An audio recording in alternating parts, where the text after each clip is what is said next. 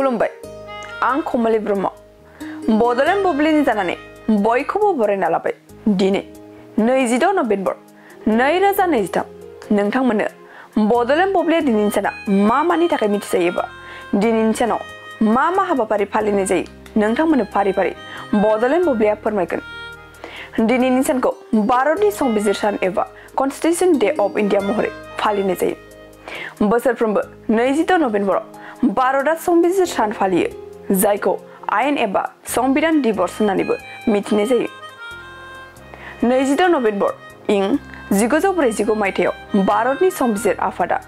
भारतनि संबिजिरखौ नाजावनायखौ गोसोखांहोनो थाखाय बे सानखौ फालिनाय जायो बियो 26 जानुवारि इं 1950 मायथाइयाव गोहोम गोग्लैदोंमोन आरो दिनैनि सानावनो हादरारि गाइखेर सान एबा नेशनेल मिल्क डे महरैबो फालिनाय जायो